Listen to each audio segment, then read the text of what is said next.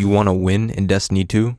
This exotic makes it easy, and I'm honestly surprised I haven't seen more attention on it because something happened to it behind the scenes and it seemed to slip right underneath everyone's noses.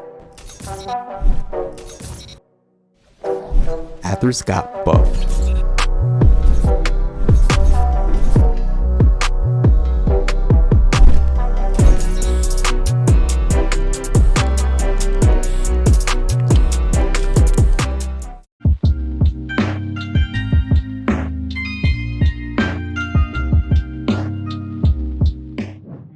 By most players, Athrys' embrace is criminally slept on. It does have a semi-cult-like following in which I may or may not be a part of. Cough cough.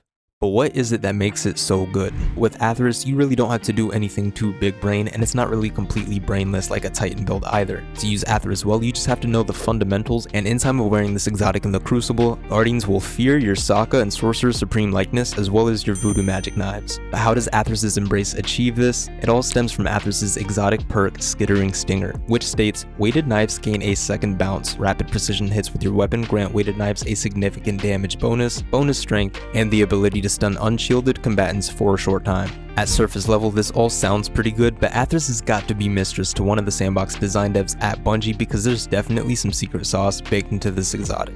An unlisted effect granted by this exotic is the measurably increased tracking of the weighted knife after it ricochets off of a surface for the second time. Not only does it get increased tracking, but it moves like it woke up to the witness creeping at its window. Take note of how slowly the knife moves on its first bounce versus its second. Without Athrys, the weighted knife wouldn't even have that second bounce, and you're definitely not going to see any remarkable speed or tracking without this exotic. To push the envelope even more, another secret about this exotic is that it actually gains increased tracking even outside of when it's being bounced off of a surface. Many people don't know this, but at a base level, the weighted throwing knife literally just has outright stronger tracking due to Athrys being equipped. This is outlined well in a video made by Drewski a couple years back, but the amount of tracking on the throwing knife prior to activating any bounces is actually very similar to the level of tracking that was present years ago before the throwing knife got nerfed. Athrys essentially brings it back to that level and then adds even more onto that when you properly ricochet off of a surface. You might have noticed I said properly there, and although in some cases that can be meant loosely, what I mean is that there's a method to maximizing Athrys' speed and tracking when utilizing its second bounce.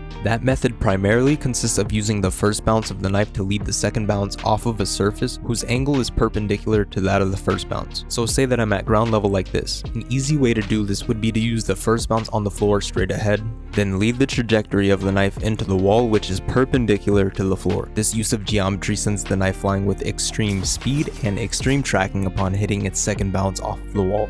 You could use this method to hit a target that you have no line of sight for from around a corner, like so. A slightly more advanced use of this could take place in a mid-air scenario. Instead of using the wall as your second or perpendicular surface, you would use it as your first surface to bounce off of and inversely use the floor as your second or perpendicular surface. Just try to spread out the landing of the knife on the second bounce because if the angle of the trajectory to where it lands on the floor in front of you is too steep, the remaining distance the knife has to travel is greater, making the radius of the projected tracking cone larger and decreasing your chances of hitting your target, let alone getting a crit. If the angle is too steep relative to your target, that means little space is left in between the knife and your target after its second bounce, and the projected tracking cone is left with a tighter radius to follow. This leaves you with less opportunity to get a crit and even more importantly, a greater margin of error to even land a hit depending on where your target is relative to where your knife lands, and if there's enough space left in between the knife and the target to allow Athrys' tracking cone sufficient space to grow and intersect with the hitbox of your target. Now that might sound a little technical, and for the most part it is, but it just comes down to properly spacing it out, and after understanding those fundamentals and some practice in the Crucible, having good placement with Athrys will gradually become seamless. So now that we've covered some of the mysterious inner workings of Athrys' embrace, let's look at how else the exotic perk Skittering Stinger helps us marry up having beautiful placement and being lethal. The next part of the exotic effect states rapid precision hits with your weapons grant weighted knife a significant damage bonus, bonus strength, and the ability to stun unshielded combatants for a short time. The stunning combatants is PvE related, and although it's handy to make this exotic into a fun PvE build option, it doesn't serve any purpose on the PvP side of things. But what should stand out is that just by getting rapid hits with the weapon, you're granted a bonus damage to your knives and a buff to your strength stat. The damage buff to your weighted knife is a 100% increase, meaning you'll do 2 times the damage with the buff active no matter if it's a crit or a body hit. This is monumental because this escalates the damage profile of the weighted knife from 140 to 280 on the body, which is well above the health of any max resilience guardian, meaning with this buff active, weighted knives one-shot to the body at all ranges and angles, and it's no longer required to hit a headshot with your knife in order to secure the kill. Even so, this damage does also apply to headshots with the weighted knife, and it escalates the damage profile enough to allow it to one-shot a variety of supers, which can make it a very reliable tool for shutting down supers, and can even be used with very little risk by ricocheting your knife around a corner to shut down a super. Just know that if you see a friend request from that person shortly after, it's likely not because they're looking to compliment your throwing knife skills. I would wager that they're probably looking to whisper some on-shax-like things to you. But the last part about the Skittering Stinger exotic buff is the increased strength upon getting rapid precision hits. This is the change to Athrys introduced in Season of the Deep, granting plus 50 strength points while the buff is active. Stat point bonuses are typically capped out once they reach their limit for a category, which in this case is 100 out of 100 strength. And honestly, if you're using the right stuff, getting rapid hits is easy feat to accomplish that will take care of itself passively just by playing the game. How you can maximize your acquisition of this buff is by using weapons that have higher RPMs or burst fire rates. This allows you to easily chain precision hits so long as you hit your shots, in which every 3 successful crits within the span of 2.5 seconds will grant 10 seconds of Skittering Stinger, and every additional crit hit within that 2.5 second buffer will add on an additional 5 seconds up to a maximum of 30 seconds. Once the buff is active, it can be refreshed or added onto by landing more rapid precision hits before the buff timer runs out. Weapons like pulse rifles, SMGs, and potentially auto rifles or sidearms are all viable weapons that tend to have faster fire rates or burst fire potential and can easily proc Skittering Stinger. There are also many more wildcard-like weapon options out there that might be a little unconventional, but slot in as a great choice by synergizing well with the activation requirement of Skittering Stinger. An example of this would be the exotic sidearm Devil's Ruin, where it's a very niche weapon pick, but it actually stacks the timer of Skittering Stinger very fast and easily, and can be quite good at dishing out damage and securing kills within its range. Another great pick that flies under the radar is the newly reintroduced hand cannon archetype that Warden's Law falls in. This is because it shoots in a 2-round burst, allowing it to rack up time on the Skittering Stinger buff relatively easily, while still maintaining a lot of the utility of a typical hand cannon. Another standout pick that you won't see very often is Trinity Ghoul. That's because this bow shoots a shot package of 3 arrows, which is exactly what you need to activate Skittering Stinger on Athrys' Embrace. So a single well-placed shot with this bow will immediately give you uptime on the Skittering Stinger buff. That being said, the weapon I chose to feature in this build video is the Vigilance Wing. Much like the exotic armor we're pairing it with, it's often a very underrated exotic, but I feel Vigilance is a very balanced pick, as it is one of the best weapons to charge up Skittering Stinger with, while also having good versatility and lethality at different ranges. There have even been semi-recent changes that took place buffing the performance of high impact pulses, in which Vigilance Wing benefited. Despite that, Vigilance Wing is not a traditional high impact frame pulse rifle. It has a much quicker burst fire rate, as each burst from Vigilance consists of 5 rounds instead of 3. This makes charging up Skittering Stinger extremely easy, as we can accurately fire off a single burst from Vigilance and immediately gain 10 seconds from the first 3 rounds in the burst, but gain an additional 5 seconds for each of the last 2 rounds in that burst. This totals out for 20 seconds of Skittering Stinger from a single accurate burst. Vigilance Wing has an optimal time to kill of 0.77 seconds, which is slightly faster than 140 RPM hand cannons, and takes less than 2 full bursts to reach. Given that a kill can be achieved before the second burst is complete, it's possible to spray transfer the rest of the killing burst to another target and squeeze out a little more damage.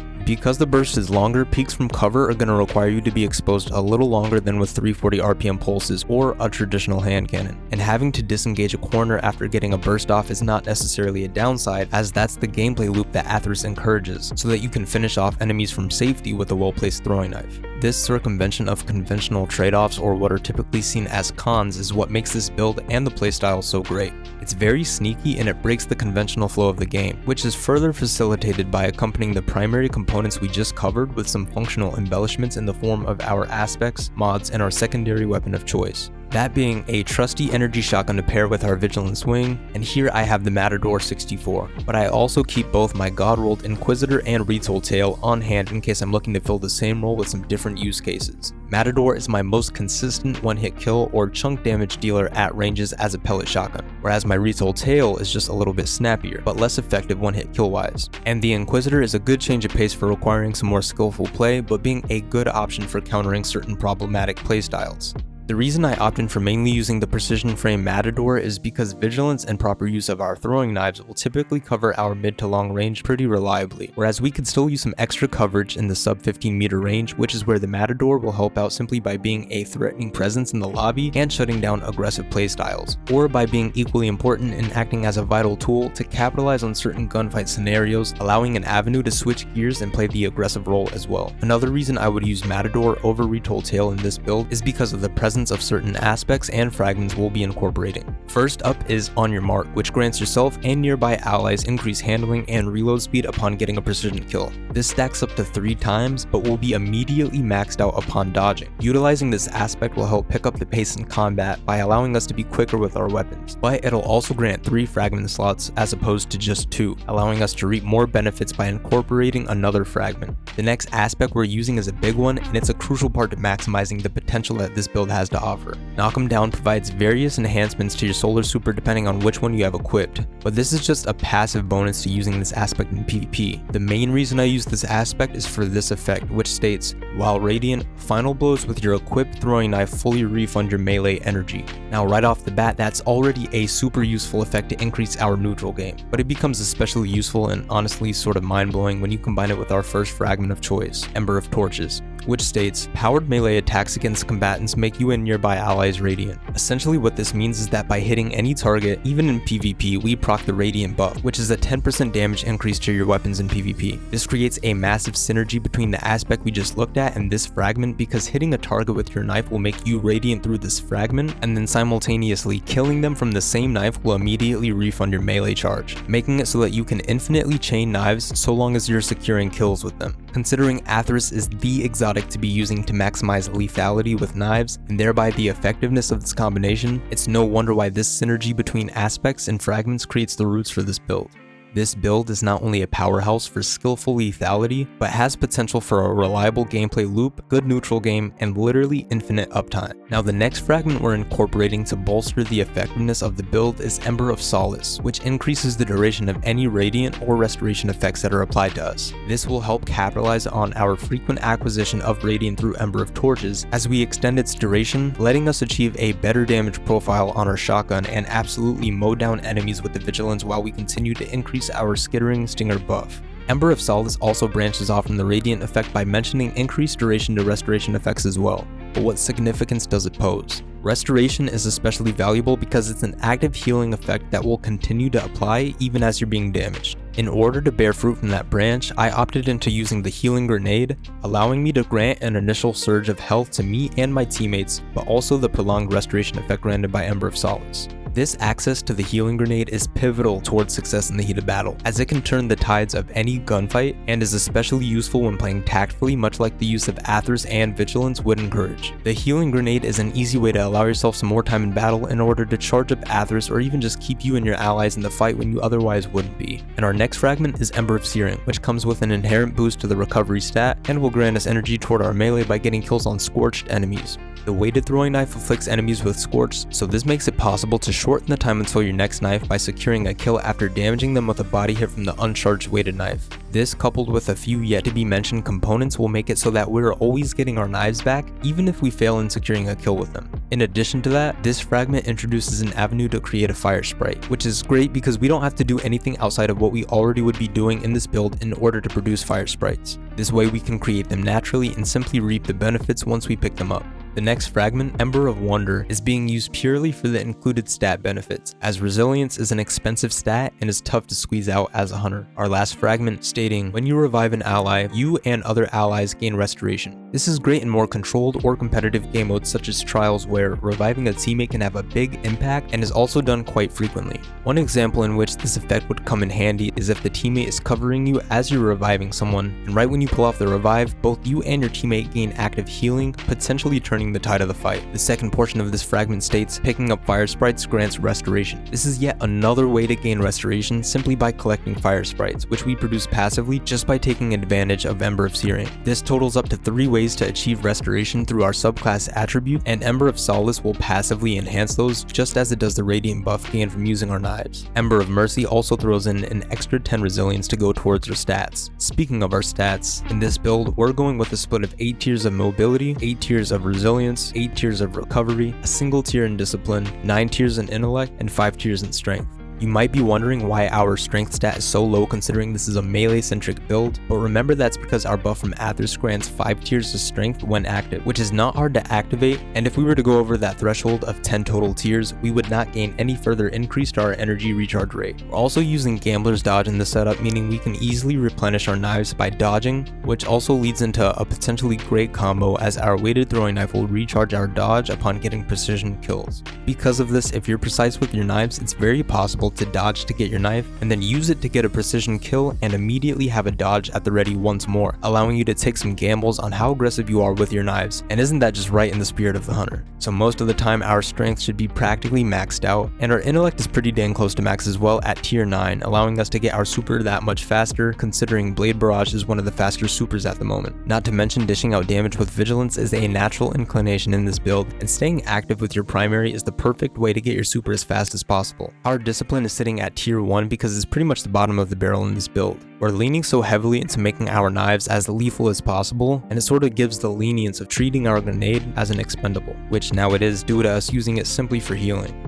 Now, my Drewski fans will get the idea behind settling at 8 recovery, as it's a good compromise, taking exactly 7 seconds to begin regeneration, making it very easy to anticipate the timing of. 8 resilience just provides a greater level of protection, extending the time to kill for certain weapon types, making it more plausible to use vigilance against those weapons. It also gives us more flinch resistance, which people often forget about, and that'll help us rack up crits with vigilance as well. Then we have tier 8 mobility, which Drewski wouldn't agree with as much, but 8 is just as low as I'm willing to go. And I feel like in this build where it's meant to be played with a little more tact rather than pure aggressiveness, I think it stands well to have allocated those 2 tiers into other stats we just mentioned. I'm fairly accustomed to playing at tier 8 mobility, as anytime I use a build that incorporates a lightweight frame to max that out, I get a feel of the difference between my 2 weapons. Nonetheless, that leaves us with the overall pretty balanced stat split, where the only stat that's not on the higher end is discipline, being that we're simply treating it as a cherry on top to all of our tools in the shed. It's kind of like when your employer remembers your birthday even though you weren't expecting them to, so whatever minor semblance of a gift they give feels great to receive.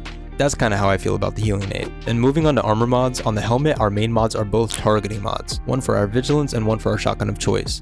For our arms, we have a melee kickstart to add to our ability to quickly recharge our melee energy given we miss out on securing a kill with our throwing knife. Then we have an arc dexterity to speed up our draw speed with our matador. This provides a swap speed animation bonus that stacks on top of that which is gained from threat detector. On our chest we have 2 kinetic unflinching mods to further support our vigilance and staying steady during the fight and allowing us to secure more crits. On our legs we have recuperation, granting health upon the collection of an orb of power. This is handy because our next mod partially relies on collecting orbs of power to activate, which is our weapon surge mod. This provides a moderate damage buff to our vigilance upon collecting an orb of power and can be expanded upon by our next mod, Elemental Charge. This lumps in fire sprites as an initiator to our surge mod, adding on to its effects that they already have within our subclass. Now lastly, our cloak is suited with the Outreach mod, granting melee energy upon dodging. Our next mod, Powerful Attraction, adds on to the efficacy of our orb collection and the activation of our surge mod, as it will automatically collect nearby orbs of power when you dodge. This is clutch in scenarios where orbs are in a tough to reach spot or you want some extra super energy but the round is just about to end. Simply dodging can grant you a damage boost that stacks with the radiant damage buff and will also take away time from your super recharge. You can further combine this with our last mod, Reaper, making it so that after dodging and collecting that orb for the damage buff, getting a kill with your weapon will make yet another orb. It's an easy way to get orbs on demand and can make for consistent means to acquire the surge mod damage buff.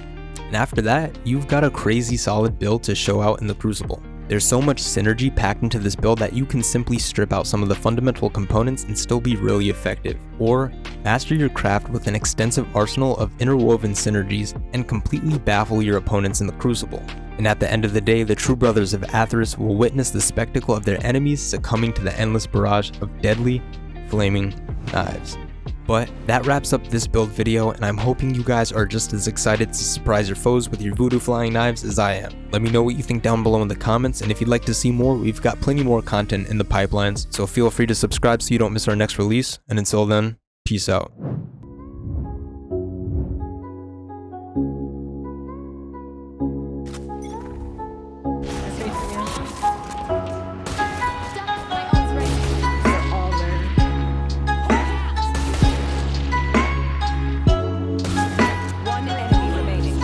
Nice. age legend.